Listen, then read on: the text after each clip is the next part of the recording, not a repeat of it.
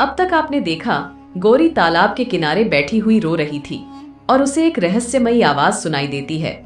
अब आगे।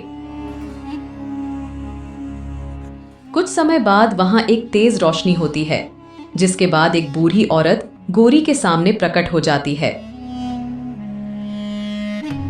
आप कौन हैं और आप इस तरह मेरे सामने कैसे प्रकट हो गई? बेटी, मैं इसी जंगल में रहने वाली एक आत्मा हूँ, लेकिन मैं बुरी नहीं हूँ। तुम्हें मुझसे डरने की जरूरत नहीं है। मैंने तुम्हारी सारी बात सुनी।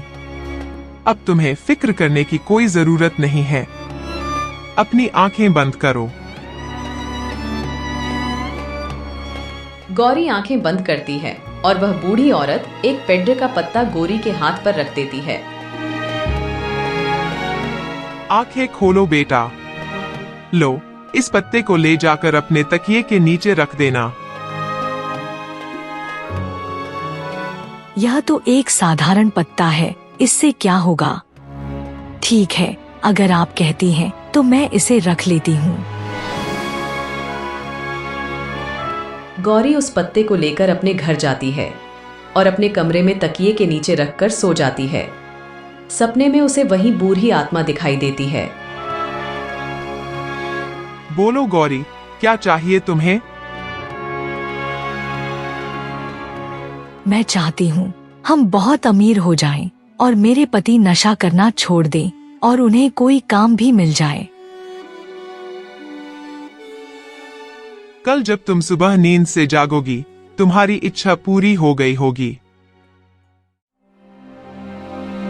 अगली सुबह गौरी नींद से जागती है और अपने आसपास का नजारा देखकर चौंक जाती है। उसके बिस्तर पर चारों तरफ सोना चांदी रखे हुए थे। हे भगवान, कहीं मैं सपना तो नहीं देख रही? इतना सारा सोना, वो भी मुझ गरीब के पास। रामू जी को बताती हूँ, वो बहुत खुश होंगे। गौरी जैसे ही कमरे के बाहर जाती है, वह देखती है कि रामू काम के लिए बाहर जा रहा होता है। मुझे शहर में एक नौकरी मिल गई है गौरी। मुझे आने में देर हो जाएगी, घर का ध्यान रखना।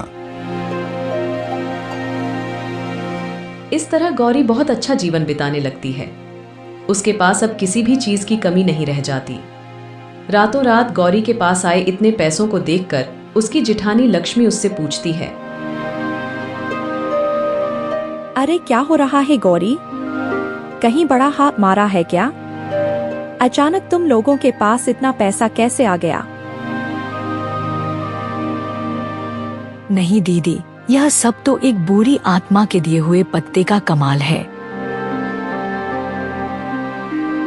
गौरी जादुई पत्ते के बारे में सारी बात लक्ष्मी को बताती है, जिसे सुनकर लक्ष्मी के मन में लालच आ जाता है और वह झूठ मूठ रोते हुए उसी पेड़ के नीचे जाती है जहां उसकी रोने की आवाज सुनकर बूढ़ी आत्मा कहती है,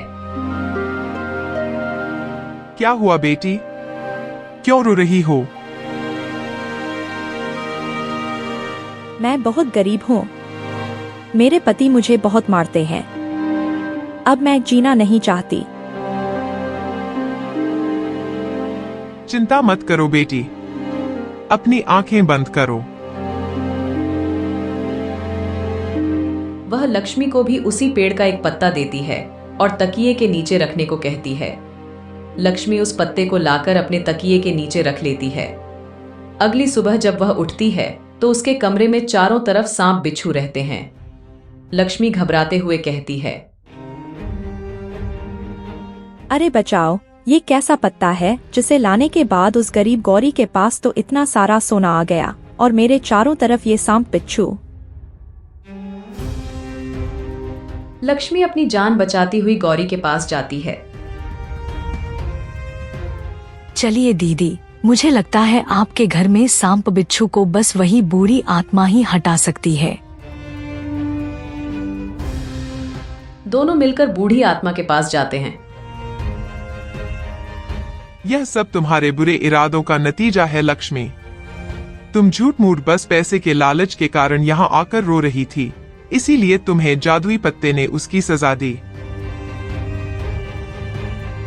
लक्ष्मी ने पछताते हुए कहा। अरे मुझे माफ कर दीजिए, मेरे मन में लालच आ गया था। और गौरी, तुम भी मुझे माफ कर दो। मैंने तुम्हारे साथ बहुत गलत किया है, फिर भी तुम मेरी मदद के लिए आई। लक्ष्मी को अपनी गलती का एहसास हो जाता है, इसलिए जादुई परी उसके घर से सारे सांप बिच्छू को गायब कर देती है। इसके बाद लक्ष्मी और गौरी आपस में मिलजुल कर रहने लगती हैं। ऐसी ही दिलचस्प कहानियां देखने के लिए हमारे चैनल स्वीट टून को सब्सक्राइब करें